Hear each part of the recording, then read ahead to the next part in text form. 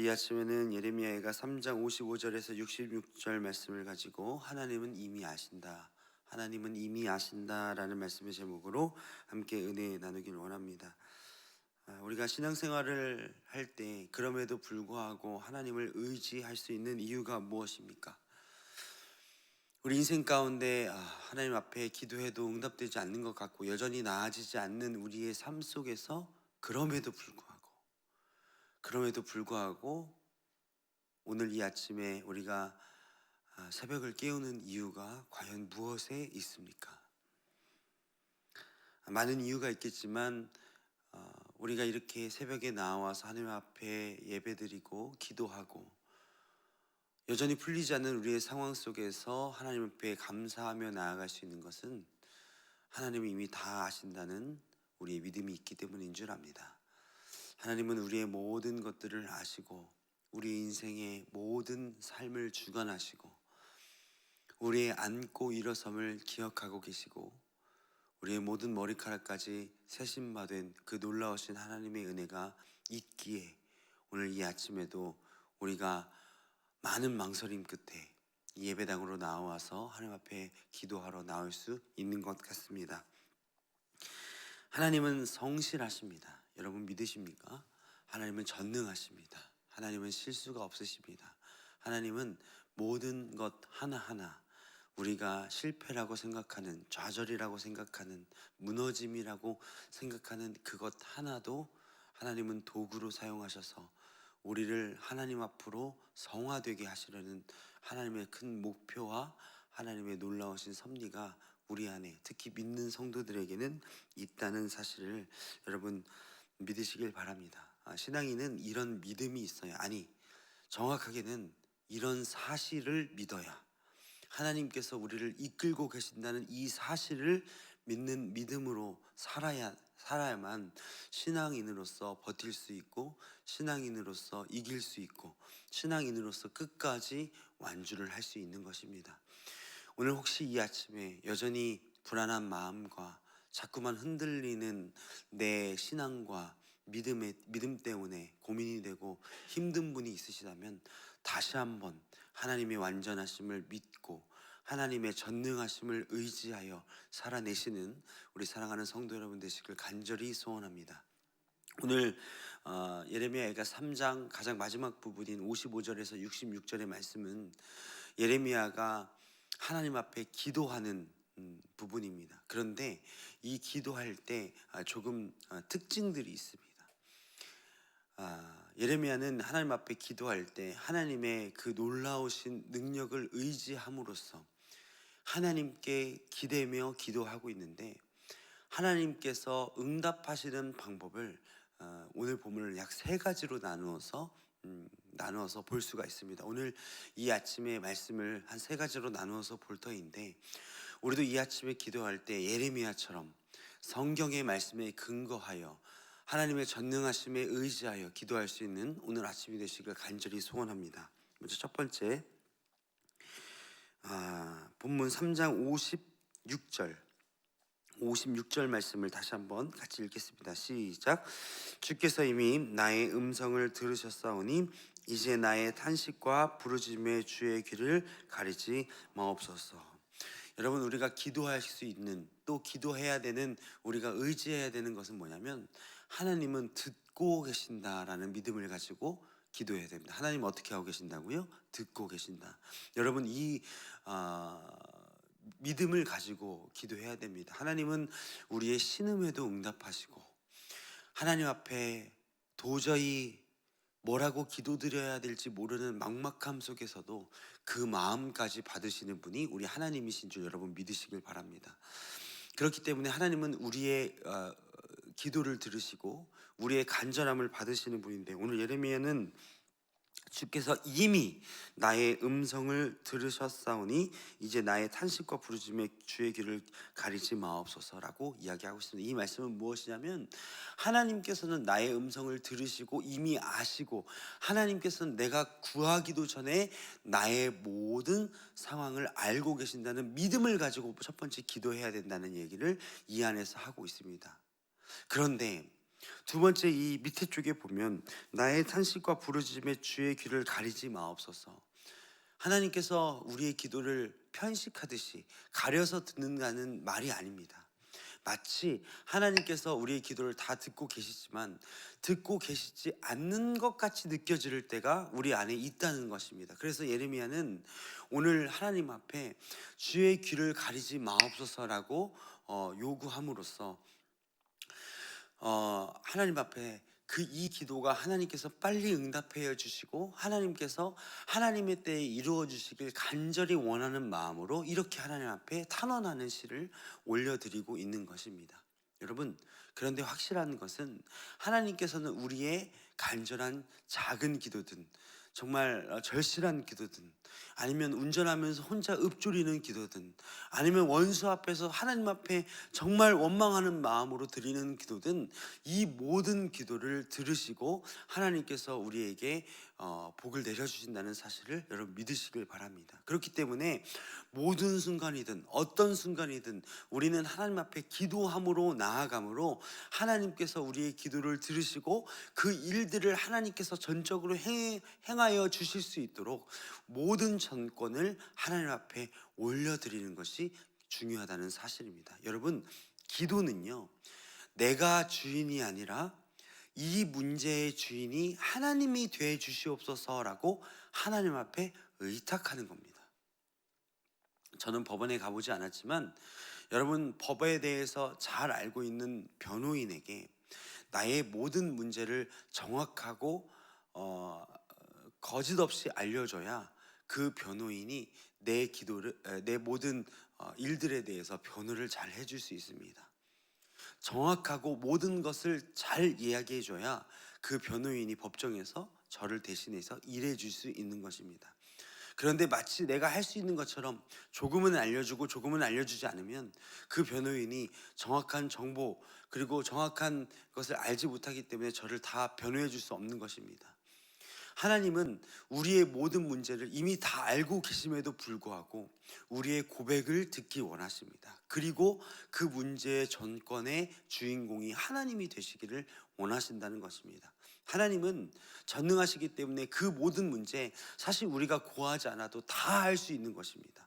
하나님은 전능하시기 때문에 모든 일들을 하나님 주체적으로 하실 수 있습니다. 그러나 하나님의 일의 방법은 절대 그런 방법이 아닙니다. 하나님은 혼자 독단적으로 일하시지 아니하고 우리와 함께 공유하시고 함께 걸어가시길 원하신다는 것입니다. 기도는 하나님과 함께 일하는 키이며 열쇠입니다. 그렇기 때문에 하나님 앞에 문제를 하나님 다 아시겠죠. 다 아시죠. 그러나 이 문제를 고할 때 하나님과 합쳐지며 이 문제의 전권이 나에게서 하나님께로 옮겨지는 도구이라는 사실을 꼭 기억하시고 기도는 하나님 앞에 들려지는 그런 기도, 그 듣고 계신 하나님께 의지하는 기도를 오늘 아침에도 들으시길 간절히 소원합니다. 두 번째, 58절 말씀을 우리 함께 보도록 하겠습니다. 58절 시작. 주여, 주께서 내 심령의 원통함을 풀어주셨고 내 생명을 속량하셨나이다 라고 이야기하고 있습니다. 주여, 주께서 내 심령의 원통함을 풀어주셨고 내 생명을 속량하셨나이다. 우리 59절도 함께 보도록 하겠습니다. 59절입니다. 시작. 여호와여, 나의 억울함을 보셨사오니 나를 위하여 원통함을 풀어주옵소서. 주님께서 내 원통함을 아시고 보셨다고 이야기하고 있습니다. 두 번째는 하나님은 보시고 계신다는 겁니다. 여러분, 듣는 것은 말해주는 사람이 있어야 들을 수 있는 겁니다. 그렇죠?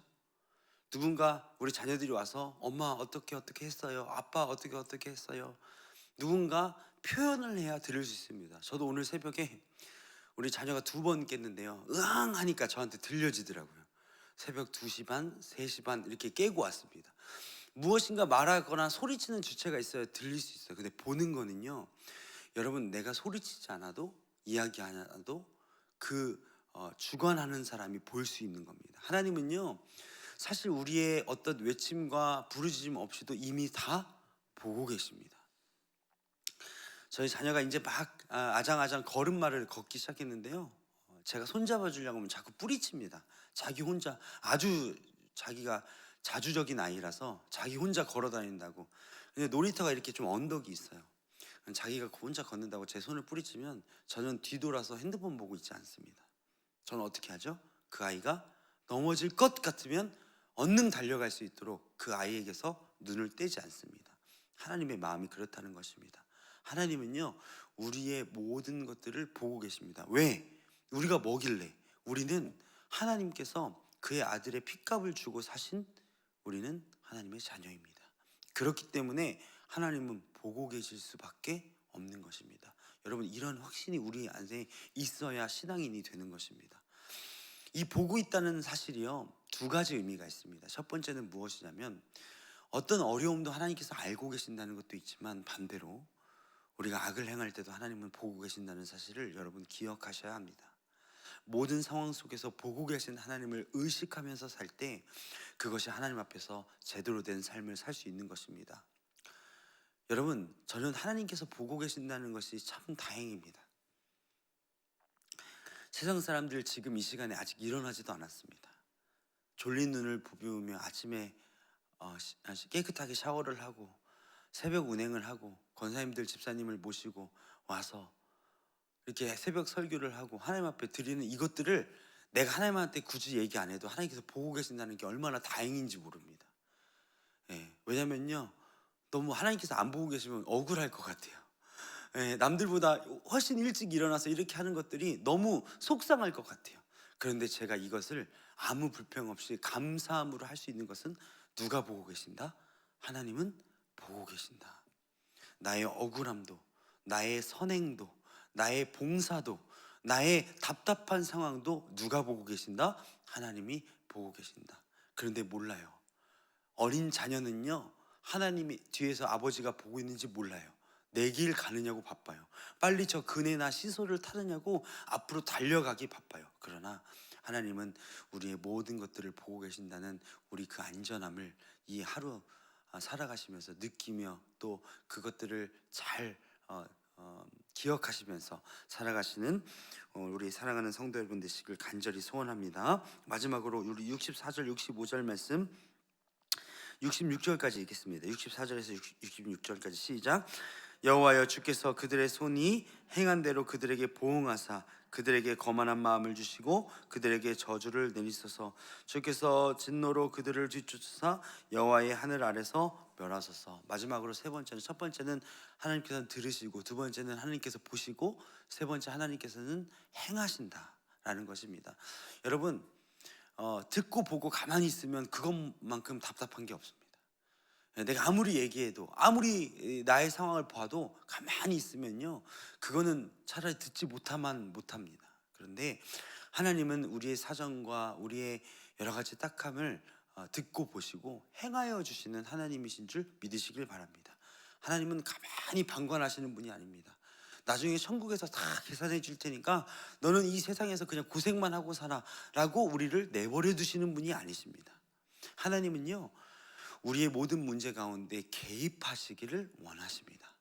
우리의 상황에, 우리의 여러 가지 여건에 하나님께서 직접적으로 행하시길 원하시는 분이라는 겁니다. 단 언제? 우리의 요청이 있을 때, 우리가 하나님 앞에 간절히 간구할 때 하나님께서 우리의 상황에 행하시고 개입하신다는 사실을 기억하시길 바랍니다. 하나님께서는 어떻게 개입하시냐? 나의 인생에 적극적으로 내 인생이나 내 상황을 변화시켜 주시는 경우도 있어요. 그런데 오늘 본문에 보니까요, 좀 독특해요. 66절에 보니까 그들에게 거만한 마음을 주시고 그들에게 저주를 내리소서. 하나님은요, 내 삶을 변화시키지 않고 나를 힘들게 하거나 나를 어렵게 하는 사람들에게 거만한 마음을 주시는 방법으로도 내 상황을 바꾸시는 하나님이십니다. 그런데 우리는 이렇게 얘기하죠. 하나님, 왜 내 인생에 빨리 영향력을 미치지 않으십니까? 왜 내 인생에 뭔가 딱 눈에 보이는 변화가 있고 피부에 느껴지는 변화가 있어야 되는데 왜 그렇지 않습니까? 라고 하나님께 원망합니다. 그러나 하나님은 내가 아니라 우리 주변을 변화시키셔서 나를 변화시키는 경우도 있으시다는 거예요. 하나님은 내가 느끼지 못하도록 내 주변의 것들을 정리하셔서 내가 올바른 길을 갈 수 있도록 해주신다는 거예요. 제가 자녀를 키워보니까 자꾸 자녀 예를 들어서 죄송합니다만, 우리 자녀가 걸어갈 때요, 작은 돌만 있어도 넘어져요. 왜? 아니면 아직 다리에 힘이 없기 때문에. 그럼 제가 할 수 있는 일은 무엇이냐면요, 앞에 돌이 있거나 어떤 걸림돌이 있거나 앞에 장애물이 있으면요, 자녀가 걸어가는 그 길에 빨리빨리 치워주는 일들을 합니다. 앞에 작은 것들이 있으면 넘어지지 않도록 나의 것들을, 앞에 우리 자녀가 걸어갈 때 앞에 것들을 치우는 역할을 제가 한다는 것입니다. 자녀는 몰라요. 왜요? 내가 가고 싶은 곳만 보기 때문에.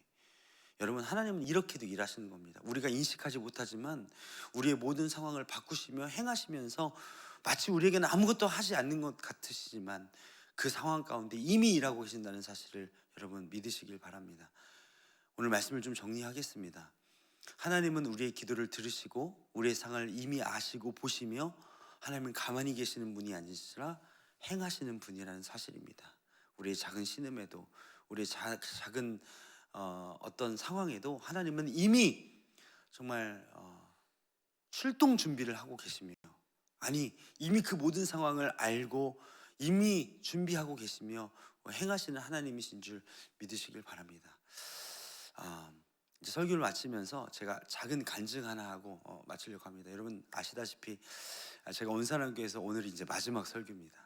예, 제가 이제 주일에 이제 사임을 하는데 오늘 마지막 설교를 하고 주일에 사임을 하고 이제 다음 주부터 이제 다른 교회에 부임하게 됩니다.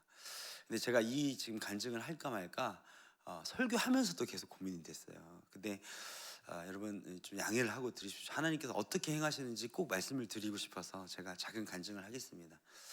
제가 10살 때요, 전국 성경고사 대회를 나갔어요.